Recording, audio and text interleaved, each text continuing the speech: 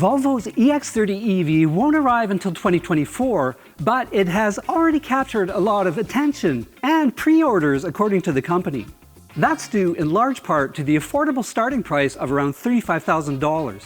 It's also a charming crossover with decent range and is eco-friendly to the core thanks to the use of sustainable materials. The biggest issue is geopolitical. All models sold globally, including in the US, will be built in China by Volvo parent Geely. That's controversial given current tensions, and it also means that the EX30 won't be eligible for federal US tax credits. And then there's the car itself. How's the handling, acceleration, and range? It's pretty small, so is there enough interior space for the US market? And how does it stack up against the competition, especially Tesla, considering the lack of US federal tax credits? I'm here in Barcelona with a pre-production version of the EX30 to take a first drive, so let's find out.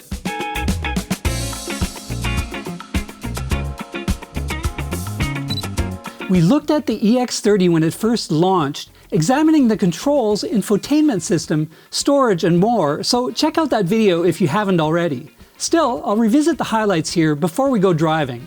There are two versions of the EX30, the single-motor extended range and the twin-motor performance model, starting at $35,000 and $45,000 respectively. They're built on parent Geely's 400-volt SEA platform shared by some upcoming Polestar models. The extended range version makes a decent 268 horsepower with 258 pound-feet of torque, while the performance model ups that to a wilder 422 horsepower and 400 pound-feet. Both feature 69 kilowatt-hour batteries with 64 kilowatt-hours usable for an estimated EPA range of 275 and 265 miles respectively. There's a 50-watt kilowatt-hour battery too, but it's only available in Europe. The maximum charging rate is 153 kilowatts, bringing the battery from 10 to 80% in 26.5 minutes. The base models are basic though, with things like parking sensors and a digital key left out. Instead, we tested both with the Ultra equipment level, which includes the Harman Kardon sound system, larger wheels, USB-C outlets, power front seats, Park Assist Pilot, and more. Those cost $40,600 and $46,600 respectively. The EX30 is a good-looking car with balanced proportions and smooth lines. The design says cute rather than aggressive, and I saw plenty of admiring looks from passers-by. From the outside, the EX30 looks larger than it is, but the 167-inch wheelbase is similar to a Mini Clubman or VW Golf GTI hatch. It weighs 3,850 pounds. All told, it's Volvo's smallest SUV by a good margin. That's not an issue up front, as the EX30 is relatively wide and has enough headroom for tall drivers. The backseat is a bit cramped though, with minimal legroom when you have a tall driver in front. Despite the small size, it can accommodate plenty of gear, making the EX30 a great getaway machine.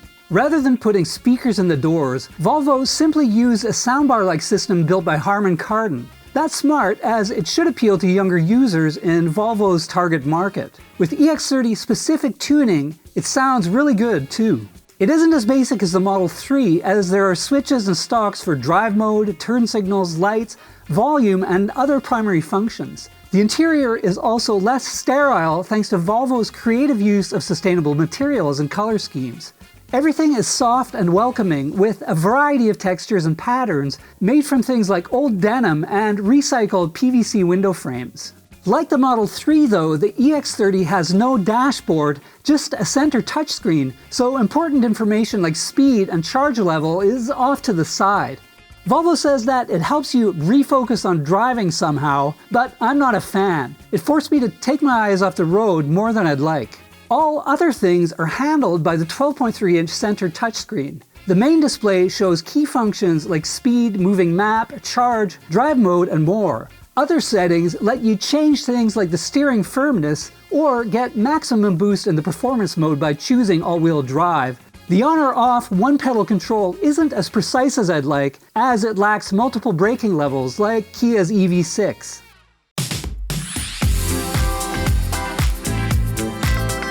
Now that we know the EX30 better, what's it like to drive? In short, it's a Volvo. That's not a bad thing. Sure, it's not very nimble, but it's comfortable. It floats over tattered freeway pavement with little jolting, and you'll barely notice potholes or small speed bumps. It's a nice car to drive in the city or take on cross-country trips, but it'll flounder on a track.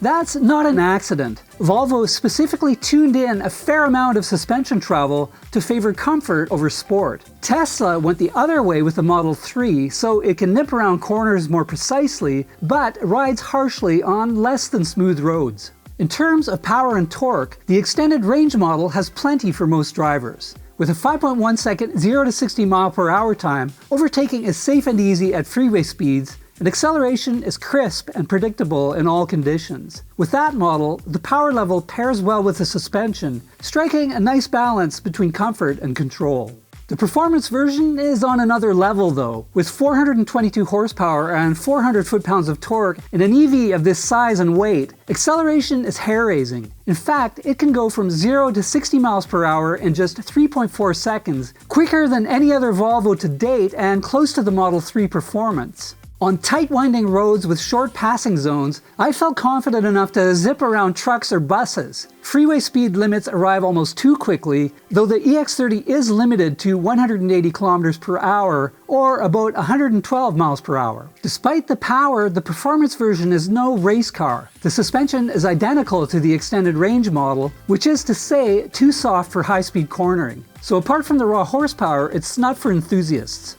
The EX30's pilot assist is fairly advanced for a relatively inexpensive EV, offering more than just lane keeping and collision avoidance. As on other Volvo cars, it can also change lanes automatically, make passing easier, and adjust your speed to traffic. It also offers a park pilot assist function that can locate spots at speeds up to 14 miles per hour and then park automatically. It also has an advanced driver alert system as standard. It can not only detect if your hands are on the wheel, it uses a special sensor that raises a warning if it thinks you're distracted, drowsy, or inattentive.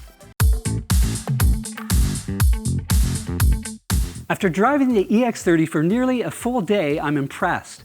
While the handling isn't exactly sporty, it's comfortable to drive and ride in whether you're on the freeway or a city street full of potholes. Even in the base single-motor model, the acceleration is more than anyone needs. In the dual-motor performance version, it's borderline insane. It also offers enough range for reasonably long trips, with support for decently fast charging.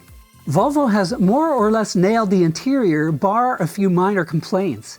It ticks all the boxes for buyers looking for an eco-friendly car, particularly the fact that Volvo says it uses 75% less CO2 to manufacture than its current EVs. It also uses sustainable materials in the fun but functional interior.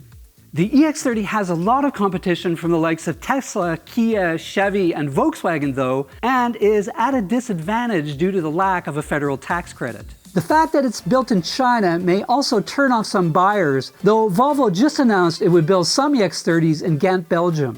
But despite that, it should appeal to consumers looking for something charming, easy to drive, and relatively quick, along with fans of the Volvo brand. With all that, it should be a solid hit in North America and elsewhere. Thanks for watching, and if you enjoyed this video, please hit like and subscribe. And for more on technology, check out Engadget.com.